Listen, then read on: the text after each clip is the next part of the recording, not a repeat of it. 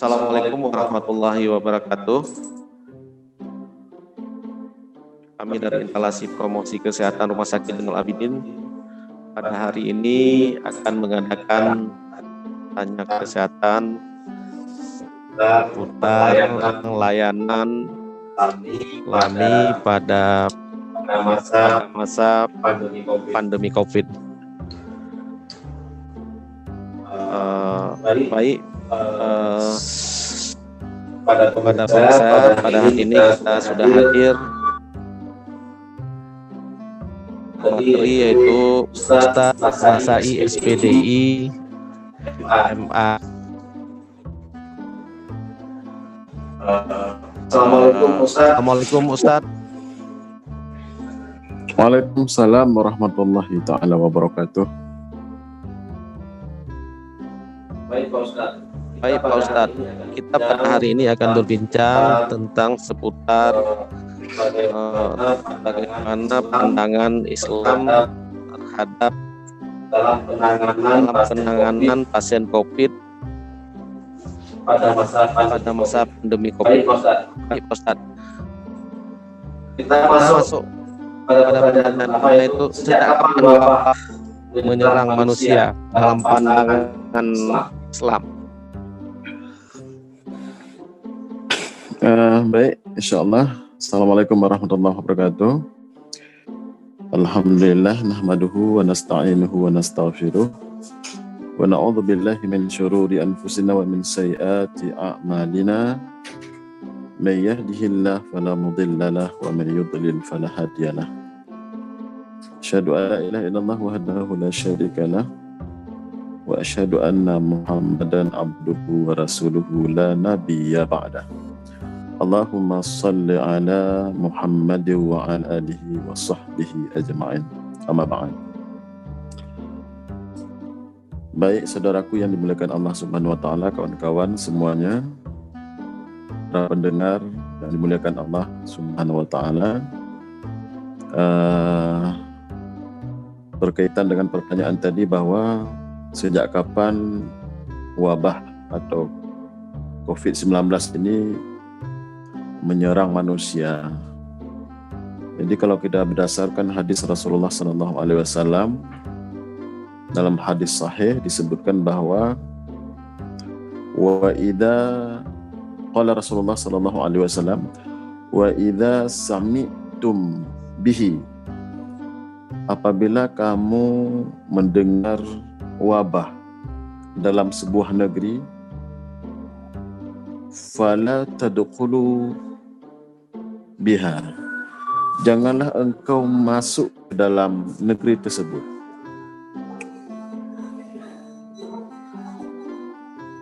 Kemudian Rasulullah menyambung kembali, wa idza waqa'a bi ardin, dan apabila di negeri tersebut sudah terkena wabah atau COVID-19, fala tadkhulu minha, dan jangan engkau keluar dari negeri tersebut. Berarti hadis ini menunjukkan bahwa wabah itu sudah ada masa zamannya Rasulullah SAW. Juga wabah ini juga sudah ada masanya sahabat Rasul, seperti Umar bin Khattab. Ini ada sejarahnya juga nantinya. Nanti kita kupas insyaallah sedikit. Kita berikan gambaran bagaimana serangan wabah terhadap masa Amirul Mukminin, yaitu Umar bin Khattab. Jadi hadis ini menunjukkan bahwa kita harus takut kepada wabah dan juga takut kepada Allah. Ada sebahagian orang yang mengatakan bahwa kita nggak perlu takut kepada wabah. Kita tidak perlu takut kepada COVID Corona. Kita hanya takut kepada Allah Subhanahu wa taala. Ini sudah menyimpang daripada perkataan Rasulullah SAW bahwa jangan engkau masuk ke dalam negeri yang sudah terkena virus, dan jangan engkau keluar daripada karena engkau sudah terkena virus dan engkau keluar dari negeri tersebut. Ini menandakan bahwa kita harus ikhtiar, harus takut juga kepada wabah tersebut. Inilah disebutkan dengan akidah Ahlus Sunnati wal Jamaah.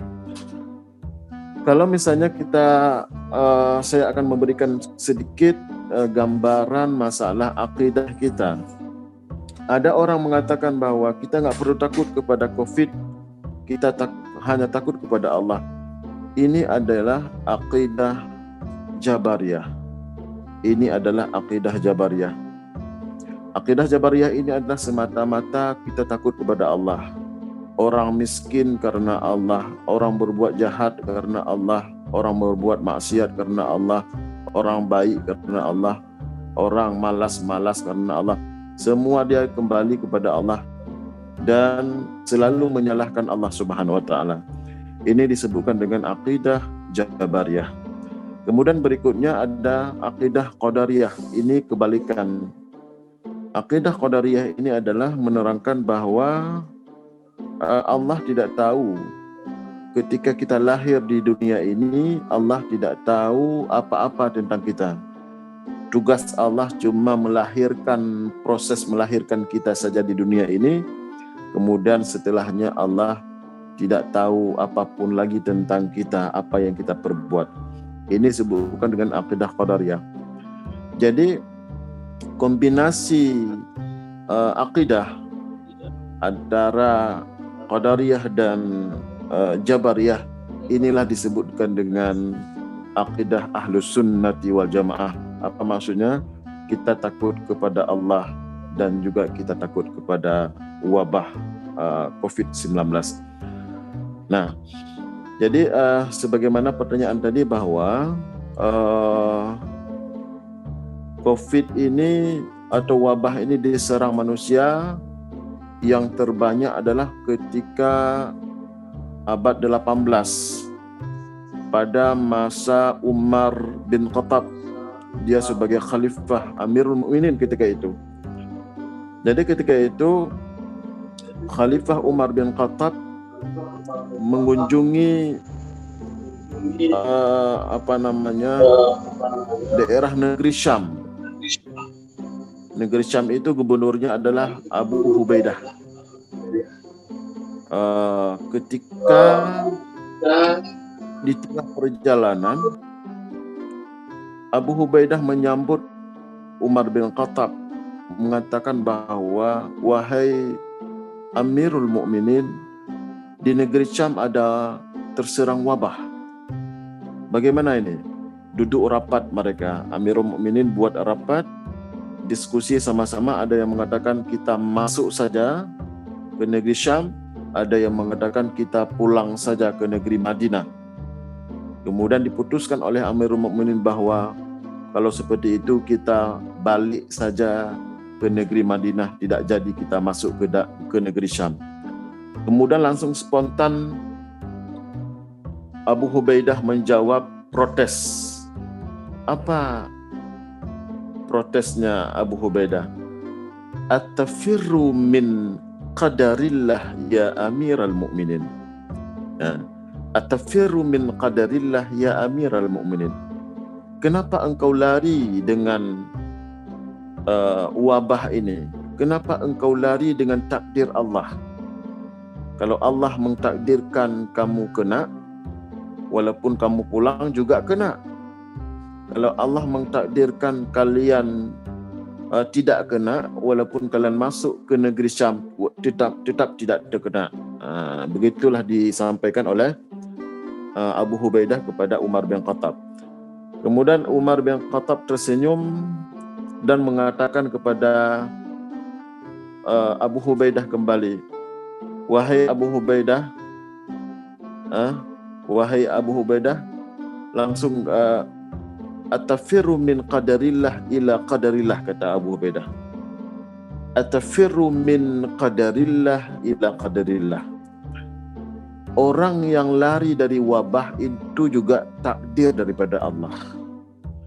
Jadi orang yang menghindari wabah tersebut, menghindari pakai masker, cuci tangan, jaga jarak, ini juga termasuk takdir dari Allah Subhanahu wa taala, sudah ditetapkan kepada kita. Nah, seperti itu cara memahami konsep masalah akidah atau tauhid kita yang bagus. Kemudian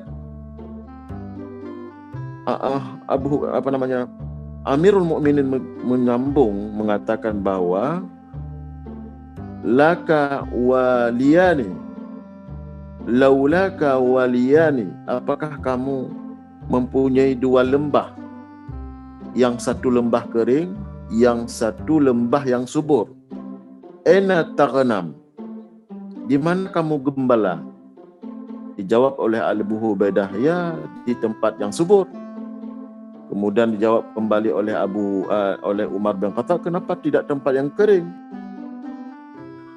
Kalau Allah berkehendak bahwa kambingmu akan kenyang walaupun kamu gembala tempat yang kering, maka kenyang. Kalau Allah berkehendak kambingmu lapar walaupun kamu mengembala tempat yang subur, maka akan lapar.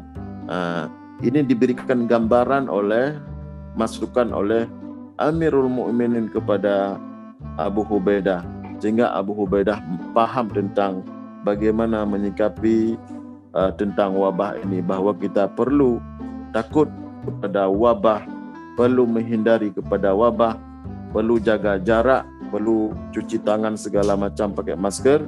Inilah ajaran yang disampaikan oleh Rasulullah SAW, juga yang disampaikan oleh sahabat-sahabat beliau semuanya. Jadi oleh karena itu kita harus cerdas dalam menyikapi wabah ini. Jangan kita terpancing dengan perkataan orang awam bahwa sering dikatakan kita tidak perlu takut kepada COVID ini. Yang perlu kita takut adalah kepada Allah Subhanahu wa taala. Ini adalah akidah yang salah. Terima kasih. Baik, Ustaz, tadi sudah Ustaz jelaskan bahwa dalam beberapa hikmah yang bisa diambil oleh seorang pasien COVID itu. Sekarang lanjutkan pertanyaan, bagaimana secara Islam seorang penderita COVID itu dapat termotivasi untuk pencegahan atau dalam penguatan bila dia atau terinfeksi virus COVID-19. Baik, bagus sekali pertanyaannya. Penyakit apa saja, tidak mesti harus COVID-19. Ada dalam Islam ini yang sangat ampuh untuk mengobati penyakit adalah yang pertama sekali ada istighfar, memperbanyak istighfar kepada Allah. Jadi ini sudah dikaji oleh tim medis yang lainnya seperti di Malaysia, bahwa seperti di Arab Saudi, bahwa istighfar ini adalah salah satu terapi penyembuhan penyakit, seluruh penyakit, baik penyakit medis maupun penyakit non medis. Dengan kita beristighfar, selalu beristighfar kepada Allah, memperbanyak istighfar, maka semakin cepat kita memperoleh kesembuhan dari Allah Subhanahu wa taala. Kenapa? Ketika kita istighfar kepada Allah semakin banyak, karena dalam riwayat yang lain disebutkan bahwa orang sakit ini, doa orang sakit ini bagaikan doa para aulia, cepat tanpa hijab. Maka ketika ada orang yang mengalami sakit COVID misalnya, dia selalu senantiasa beristighfar kepada Allah. Ini tanpa hijab langsung diterima istighfarnya oleh Allah Subhanahu wa taala, cepat sekali. Ketika istighfar seseorang sudah diterima oleh Allah Subhanahu wa taala, kemudian dia sudah dibersihkan dosa-dosanya, disitulah datang rahmat Allah. Apa yang dia inginkan? Dia ingin sembuh, langsung diberikan kesembuhan oleh Allah Subhanahu wa taala dengan kekuatan istighfar. Yang kedua adalah ada zikir-zikir sebagaimana zikir Nabi Ayub alaihi salam yang ada dalam Al-Quran, Nabi Ayub ini adalah dia mengalami penyakit yang sangat parah. Mungkin di dunia ini Nabi Ayub lah yang diserang oleh penyakit yang sangat dahsyat ketika itu. Ulat dimakan tubuhnya, dagingnya dimakan oleh ulat. Akan tetapi Nabi Ayub alaihissalam ketika dia ingin meminta kepada Allah, istri Nabi Ayub mengatakan, wahai Nabiullah, kenapa engkau tidak minta pertolongan kepada Allah untuk disembuhkan oleh Allah? Jadi Nabi Ayub mengatakan kepada istrinya, saya malu dengan Allah, malu saya dengan Allah. Saya sudah 70 tahun diberikan sehat walafiat, tidak pernah sakit. Ini sebentar aja Allah memberikan cobaan, kesakitan kepada saya, sudah saya mengeluh, saya minta doa untuk disembuhkan, malu saya dengan Allah Subhanahu wa taala. Ini jawaban Nabi Ayub. Akan tetapi lama kelamaan Nabi Ayub bukan mengeluh tapi memberi mengadu kepada Allah istilahnya, bukan mengeluh tapi mengadu dengan mengatakan bahwa dalam Al-Qur'an disebutkan bahwa Allahumma anni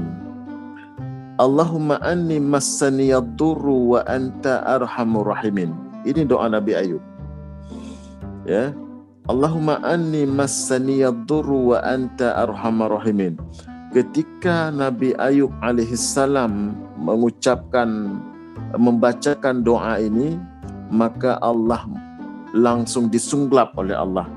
Dari penyakitnya tadi sudah dimakan, tubuhnya sudah dimakan oleh ulat, sudah hancur lebur seperti ada daun kayu dimakan oleh ulat, kan ngeri sekali. Langsung disunglap oleh Allah menjadi sehat kembali dengan membaca doa Nabi Ayub, Allahumma anni massaniyad-durru wa anta arhamar rahimin. Kemudian ada juga doa Nabi Yunus alaihissalam. Nabi Yunus ketika berada di perut ikan, maka Nabi Yunus membaca doa La ilaha illa anta subhanaka inni kuntu minadh dhalimin. Ketika itu Nabi Yunus selamatnya mungkin 99% karena sudah dalam perut ikan. Berarti keselamatannya, kematiannya 99% dia akan mati, akan meninggal karena dia sudah berada dalam perut ikan yang besar. Akan tetapi Allah ketika mendengar zikir Nabi Yunus, La ilaha illa anta subhanaka inni kuntu minadh dhalimin, ini juga dibantu pertolongan oleh Allah Subhanahu wa taala. Maka kalau dalam Islam, kalau kita sakit baik medis maupun non medis, ini ada gambaran-gambaran, ada pendidikan-pendidikan baik dari Rasulullah Sallallahu Alaihi Wasallam maupun dari nabi-nabi yang lain yang digambarkan dalam Al-Quran banyak sekali. Maka di Arab Saudi itu puskesmas, rumah sakit itu kosong, banyak kosong. Apakah mereka tidak punya tidak ada yang sakit? Ada, mereka banyak yang sakit. Akan tetapi mereka yang pertama ketika diserang dengan penyakit, mereka dulu memberikan terapi dengan zikir-zikir, membaca Al-Quran dengan zikir pilihan dan doa-doa yang diajarkan oleh Rasulullah SAW, seperti Allahumma rabbana sya'adih bil ba'sa washfi wa anta syafi la shifaa illa shifa'uk shifaan la yughadiru saqama. Inilah doa-doa menurut Islam apabila kita diserang oleh penyakit, baik penyakit itu wabah atau COVID-19. Terima kasih. Baik Pak Ustadz, tadi kita sudah mengetahui bagaimana kita untuk termotivasi untuk dapat menerima musibah yang sudah diberikan oleh Allah SWT. Salah satu tadi contoh Pak Ustadz sudah memberikan itu Nabi Yunus, ya, pada saat itu cukup berat memberikan musibah, ya. Baik Pak Ustadz, mungkin bagi Pak Ustadz nih di pelayanan Islami, mudah-mudahan saudara-saudara kita yang dirawat dengan COVID itu dapat sembuh kembali dan bergabung dengan keluarga kembali. Namun apabila terjadi Allah memanggil saudara-saudara kita tersebut masih dalam perawatan di rumah sakit, maka ada istilahnya pelaksanaan pasien COVID ini atau tajhid jenazah COVID-19. Itu bagaimana kalau di rumah sakit Dr. Zainul Abidin? Baik sekali, ini penting sekali pertanyaan ini mengenai masalah tajhiz jenazah COVID-19 yang ada di Aceh, khususnya di Rumah Sakit Zainal Abidin. Sebelumnya saya ingin memberikan gambaran sedikit bahwa di Rumah Sakit Zainal Abidin ini punya Dewan Pengawas Syariah. Di rumah sakit ini punya komite syariah. Di rumah sakit ini juga punya instalasi pelayanan Islami. Maka sangat memperhatikan hal-hal seperti itu, hal-hal yang keagamaan. Dari jauh-jauh hari kita sudah sidang paripurna dengan MPU Aceh, seluruh ulama-ulama Aceh. Kita sidang paripurna di situ, kita membahas tuntas mengenai masalah tajhiz jenazah COVID ini. Insya Allah berjalan dengan lancar ketika itu. Kemudian langsung kita praktekkan di lapangan. Bagaimana praktek atau tajhiz jenazah COVID-19 di rumah sakit kita Zainal Abidin? Ini sebenarnya sama halnya dengan jenazah biasa yang normal.